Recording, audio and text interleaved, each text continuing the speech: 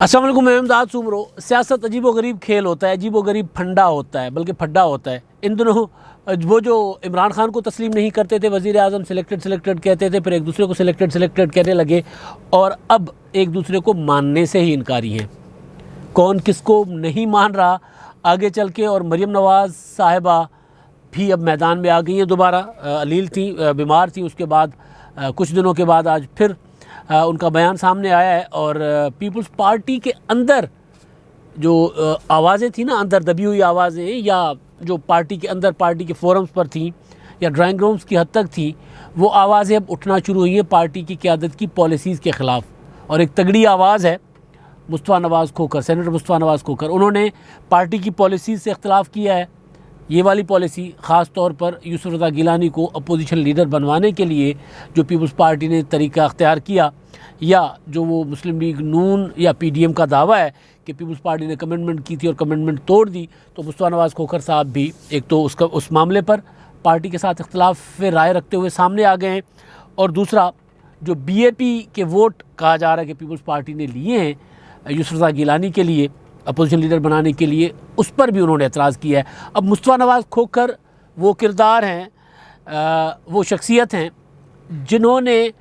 जिनकी तजवीज़ पर चलते हुए पीडीएम ने इमरान खान साहब को सर के बल, वज़ीर आज़म साहब को कौमी असम्बली में सर के बल गिराया था, जिसका क्रेडिट बिलावल भुट्टो ज़रदारी साहब ने, मरीम नवाज़ साहिबा ने, मौलाना साहब ने, सब ने लिया कि जी हमने इमरान खान साहब को उनके घर में यानी कौमी असम्बली में उनकी कॉन्स्टिट्यूंसी के अंदर घुसकर उनको मारा है, उनको शिकस्त दी है। तो वो शिकस्त तक पीपल्स पार्टी पहुंची थी मुस्तफ़ा नवाज़ खोखर की तजवीज़ पर। ज़ाहिर है तजवीज़ आई और उसके बाद सबको लगा कि नहीं, तजवीज़ तगड़ी है, उसको आगे बढ़ाना चाहिए। फिर सब ने सर धड़ की बाजी लगा दी, चाहे मुस्लिम लीग नून हो, चाहे पीपल्स पार्टी हो, सब ने ज़ोर लगाकर गिलानी साहब को जितवाया था सेनेटर। तो ये तजवीज़ मुस्तफ़ा नवाज़ खोखर साहब की थी। उन्होंने ही ये तजवीज़ दी थी कि अगर इमरान खान साहब के साथ तगड़ा मुकाबला करना है तो फिर यूसुफ रज़ा गिलानी साहब को कौमी असम्बली से सेनेट का उम्मीदवार बनाया जाए। और शुरू में तो गिलानी साहब भी नहीं मान रहे थे, बहरहाल बाद में वो मान गए। तो ये वो वाली शख्सियत है, लिहाजा इनकी इख्तलाफ की आवाज़ जो है, उस आवाज़ में कोई ना कोई वज़न तो होगा कि जो क्रेडिट लेना जिनको चाहिए था, अब पार्टी की पॉलिसी जब आकर उनके नज़रियात या उनके ख़्याल में पार्टी के नज़रियात के अगेंस्ट है, तो वो भी बोल उठे। क्या कहा है मुस्तफ़ा नवाज़ खोखर साहब ने? जी, मुस्तफ़ा नवाज़ खोखर साहब ने कहा है कि मैं उनकी पूरी स्टेटमेंट पढ़कर सुनाता हूँ। पीडीएम के हालिया फ़ैसलों से महंगाई की मारी अवाम में अच्छा तासुर नहीं गया। महंगाई और बेरोज़गारी से तंग अवाम इस हुकूमत से हर हाल में छुटकारा चाहते हैं। अवाम की नज़रों में हम आपस में लड़ाई में एक इंतहाई गैर मकबूल हुकूमत को तहफ़्फ़ुज़ व तक़वियत देते नज़र आए। इस्तीफ़ा पर दीगर जमातों जबकि अपोजिशन लीडर के मामले पर हमारे मौक़िफ़ में कमज़ोरी है। यानी इस्तीफ़ों के मामले पर जो मुस्लिम लीग नून या JUI ने वो जिस तरह अचानक मशरूत कर दिया, तो उस पर उनकी कमज़ोरी है। लेकिन अपोजिशन लीडर यानी सेनेट में गिलानी साहब वाला जो मामला है, उसमें पीपल्स पार्टी की कमज़ोरी है। पीपल्स पार्टी के सेनेटर हैं, बिलावल भुट्टो ज़रदारी साहब के तर्जुमान रह चुके हैं और इख्तलाफ करके, इस्तीफ़ों वाले मामले पर इख्तलाफ करके उन्होंने तर्जुमानी भी छोड़ी थी बिलावल भुट्टो ज़रदारी साहब की।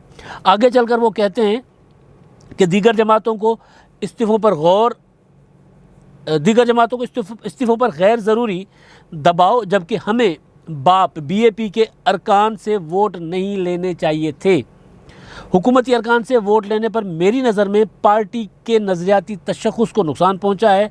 अगर हम दीगर सूबों में खोया हुआ मकाम हासिल करना चाहते हैं तो अवामी सियासत को पावर पॉलिटिक्स से पर तरजीह देना होगी। उम्मीद है कि पार्टी की CEC इन मामलात पर गौर और वाज़ेह लाएअमल देगी। इख्तिलाफ़ राय का हक़ एक जमहूरी हक़ है और तवक्को रखता हूँ कि मेरे बयान को इस तनाजुर में देखा जाए। अब जब से पीपल्स पार्टी ये ख़ास तौर पर सेनेट वाला मामला बना, अपोजिशन लीडर वाला मामला बना, तब से पीपल्स पार्टी के अंदर मैं कई बार कह चुका हूँ कि पीपल्स पार्टी के अंदर रिजेंटमेंट है। बिलावल भुट्टो ज़रदारी साहब की किचन कैबिनेट के लोग, वो जो हर वक्त उनको मशवरा देते रहे हैं, वो इस राय के थे कि जनाब हमें इस तरीके से पीडीएम को छोड़कर साइड पे करके पीडीएम को हमें ये वाला ओहदा नहीं लेना चाहिए। पीडीएम की जमातों से बात करनी चाहिए। अगर कहीं कोई मुआहदा हुआ है तो उनके साथ उनको एग्रीमेंट, उनको राज़ी करके, उनको आमादा करके चलना चाहिए, वरना पीडीएम के साथ चलना चाहिए। तो एक आवाज़ तो ये थी जो सामने आ गई है। कुछ और आवाज़ें ज़ाहिर है हमारे साथ जो बात होती है तो वो ऑफ द रिकॉर्ड होती है, तो वो बात जब तक वो ख़ुद सामने नहीं आएंगे तो हम कुछ नहीं, ज़ाहिर उनका नाम नहीं लेते। लेकिन ये एक आवाज़ नहीं, अकेली आवाज़ नहीं है। मुस्तफ़ा नवाज़ खोखर साहब पार्टी के अंदर उसूली मौक़िफ़ या नज़रियाती मौक़िफ़ को सामने रखते हुए इख्तिलाफ़ राय करने वाली आवाज़ों की नुमाइंदगी कर रहे हैं। अब उन्होंने ये पीपल्स पार्टी के अंदर कोई पहली आवाज़ इस तरह नहीं है। माजी में आपने देखा होगा कि रज़ा रब्बानी साहब ने भी वो जो फ़ौजी अदालतें थी बनी थी उस पर उन्होंने वोट किया था और आंसुओं के साथ उन्होंने तकरीर भी की थी सेनेट में कि जनाब पार्टी का फ़ैसला सर आँखों पर, मगर ये मेरे और पार्टी के उसूलों के ख़िलाफ़ है। लेकिन बहरहाल उन्होंने किया। तो इस तरह की आवाज़ें संजरानी साहब को जब चेयरमैन सेनेट बनवाया जा रहा था तब भी इस तरह की आवाज़ें आती रहती थी। और मैंने सुबह एक व्लॉग जो किया था उसमें मुस्लिम लीग नून के अंदर से उठने वाली आवाज़ें वो मैंने गुजारिश की थी। अब पीपल्स पार्टी के अंदर से उठने वाली आवाज़ें वो भी सामने आ गई है कि पीपल्स पार्टी की लीडरशिप जो है वो जो फ़ैसले कर रही है, लग ये रहा है, तासुर ये मिल रहा है कि कहीं ना कहीं कोई ना कोई फ़ैसले ऐसे हैं जो इम्पोज़ किए जा रहे हैं। यानी पार्टी में मुशावरत उस तरह नहीं होती, फ़ैसले करके पार्टी के लोगों को पता चलता है कि जनाब ये क्या हो गया। और गिलानी साहब को अपोजिशन लीडर बनाने वाले मामले में भी लग ये रहा है कि कुछ ऐसा ही हुआ है, वरना इस तरह की आवाज़ें चाहे वो दबी हो, चाहे वो ड्राइंग रूमों के अंदर हो, चाहे वो इसी तरह की प्रेस स्टेटमेंट्स के ज़रिए हो, वो ना उठती। एक तो ये मुद्दा था जी। और दूसरा मामला है मरीम नवाज़ साहिबा का, जो कुछ दिनों से बीमार थी और उन्होंने वो लाहौर हाई कोर्ट में ज़मानती मुचलकों पर दस्तखत करने के बाद जो मीडिया टॉक की थी उसके बाद उनको बुखार और गले में था खराश वगैरह, खारिश वगैरह थी, उसके लिए वो आराम में थी। आज वो भी खामोशी उन्होंने भी तोड़ी है, चुप थी। ज़ाहिर है जब मरीम नवाज़ साहिबा चुप हो तो फिर कई सवालात उठते हैं। तो और हुकूमत ख़ास तौर पर उस पर होता है ना कि जितने हुकूमत के तर्जुमान हैं उतनी बातें शुरू हो जाती हैं। और ख़ास तौर पर फिरदौस आशिक अवान साहिबा वो तो फिर बढ़ चढ़ कर बोलती हैं और ऐसी ऐसी बातें करती हैं कि शेख रशीद साहब जो है ना अब सीखने आते हैं। आप सोच लें कि बातों में फिरदौस आशिक अवान साहिबा जिस तरह की बातें, यानी बेपर की जो मर्ज़ी आया वो बोल दिया। ये पाकिस्तान में ये वाला तरीका सियासत जो था, ये वाला अंदाज़े बयान जो था या बयानात देने का जो तरीका था वो शेख रशीद साहब के पास था।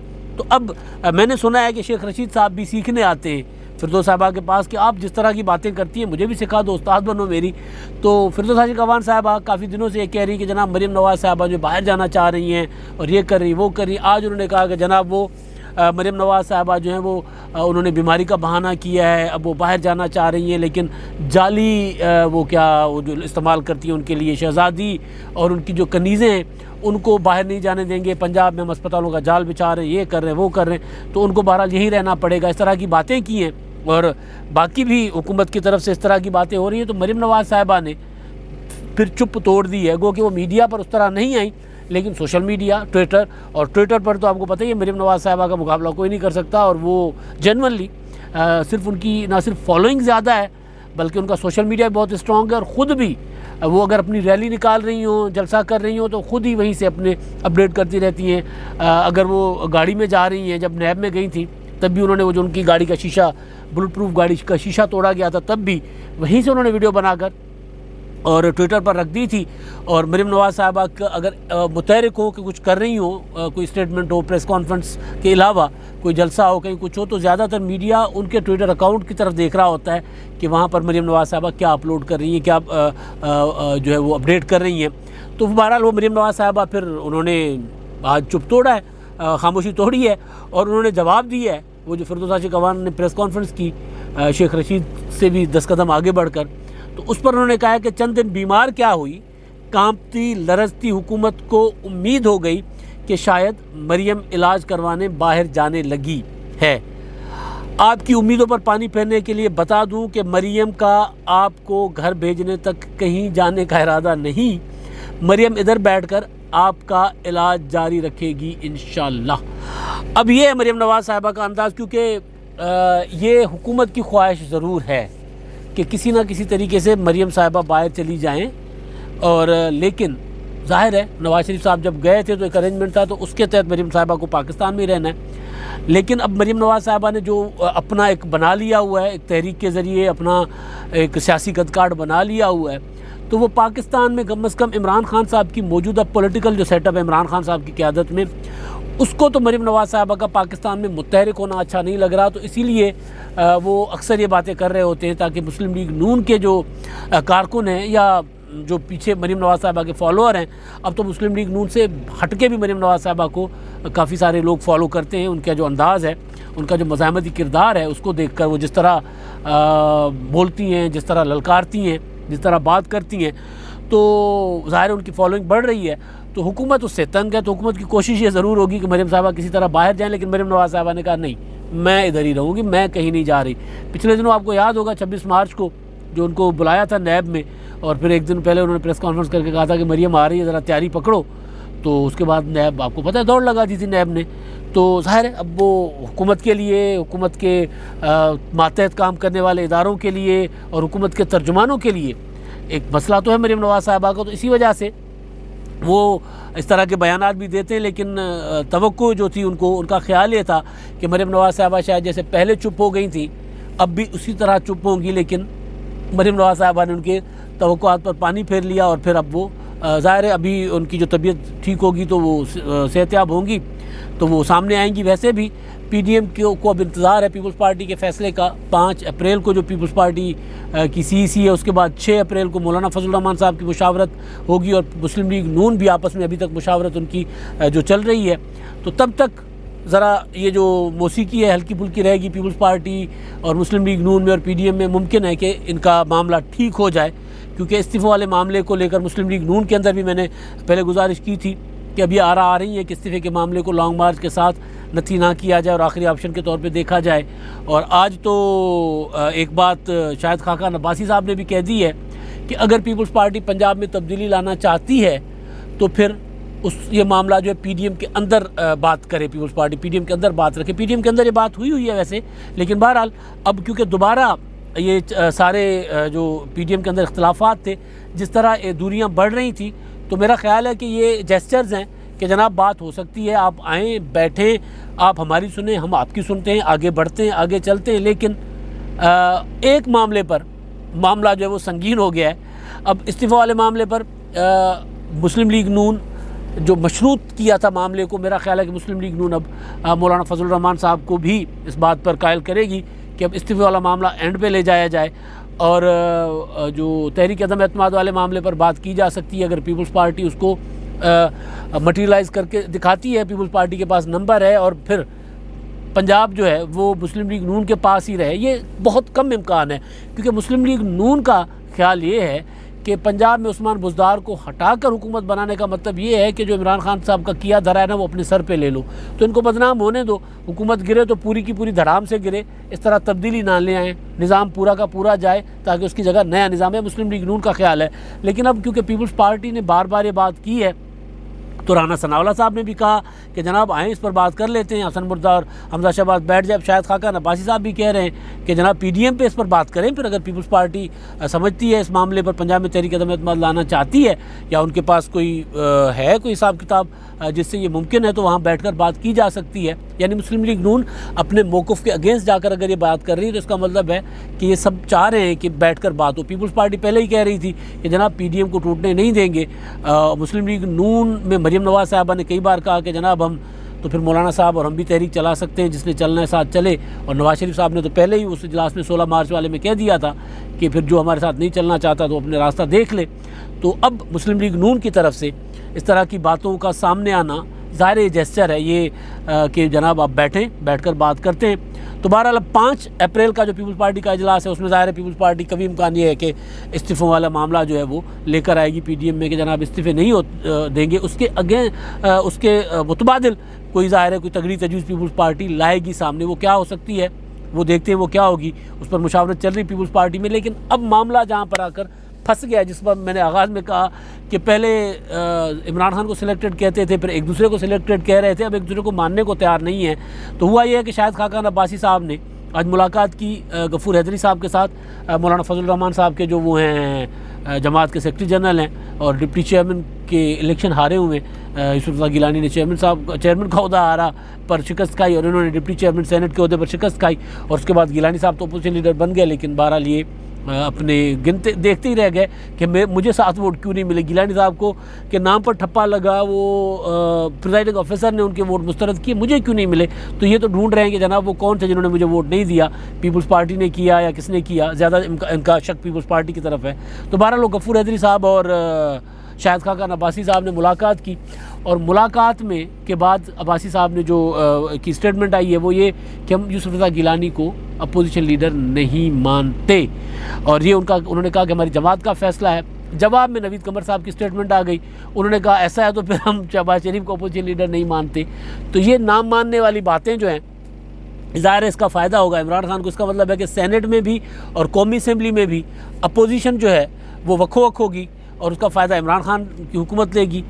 तो उसी जो पीपल्स पार्टी का 5 का इजलास वो अब तयन करेगा कि पीपल्स पार्टी ने इस मामले को दोबारा रिविज़िट करेगी। जो मुस्तफ़ा नवाज़ खोखर कह रहा है कि पार्टी जो है वो कोई ऐसा फ़ैसला करे जो पावर पॉलिटिक्स के लिए ना हो, अवामी सियासत के लिए हो, तो उसका मतलब यही है कि जो फ़ैसला हुआ है, आपने अपोजिशन लीडर का फ़ैसला किया या बाप से वोट लेकर आपने अपने अपोजिशन लीडर बनवाया है, तो उस पर ज़रा नज़र षानी कर लें। अब देखते हैं पीपल्स पार्टी के पास वो जो मैंने कहा ना कि कोई मुतबादिल तो मुमकिन है कि मुतबादिल के तौर पे आएँ कि जनाब आकर बैठकर कोई बात करते हैं अपोजिशन लीडर के मामले पर भी मुमकिन है, लेकिन इसका इम्कान बहुत कम है। लेकिन चीज़ें जो हैं वो ये हैं कि जनाब अब सियासी लोग हैं, सियासी लोग रास्ता निकालते हैं, तो एक दूसरे के ख़िलाफ़ स्टेटमेंट्स के साथ साथ एक दूसरे को सिग्नल भी कर रहे हैं कि हम मिल बैठने को तैयार हैं, कोई रास्ता निकालें, कोई दरमियानी बात करें तो मिल बैठकर चलने को तैयार हैं। तो अब देखें पीपल्स पार्टी इस्तीफ़ों वाले मामले से अपोजिशन हट जाती है, यानी दूसरी अपोजिशन पीडीएम की जमात मुस्लिम लीग नून मौलाना साहब वो हट जाते हैं, और पीपल्स पार्टी गिलानी साहब वाले मामले से विथड्रॉ करती है, दोबारा उसको मामले को फैसले को रिविज़िट करेगी या दोबारा अपोजिशन लीडर के मामले पर अपोजिशन के साथ बैठेगी। तो ये अगर ऐसे मामला होगा, कोई ऐसी सिग्नलिंग होगी, तो फिर पीडीएम जो है वो आगे बढ़ेगा और फिर तगड़ा आगे बढ़ेगा, वगरना पीडीएम शायद कहीं जाए ना, लेकिन इसी तरह रिढ़ता रहेगा। और वैसे भी आगे माह रमज़ान है, उसमें कोई बड़ी तहरीक तो नहीं चलनी, लेकिन ये 1 महीना हुकूमत के लिए बहुत ज़्यादा फ़ायदेमंद होगा। अगर अपोजिशन का तासुर ये जाता है कि अपोजिशन जो है वो टूट रही है, पीडीएम जो टूट रहा है, तो पीपल्स पार्टी को अपने अंदर से उठने वाली आवाज़ें सुनना होगी, और मुस्लिम लीग नून को भी अपने अंदर से उठने वाली आवाज़ें कि इस्तीफ़ों को मशरूत ना करें, और वो कह रहे हैं कि जनाब अपोजिशन के साथ चलें, अपोजिशन में जो आप वादे करते हैं और बजाय पावर पॉलिटिक्स के अवामी सियासत करें। तो दोनों जमातों को अपने अंदर उठने वाली इस तरह की आवाज़ों को सुनना होगा, तभी जाकर पीडीएम बचेगा। अब तक के लिए इतना ही। अल्लाह।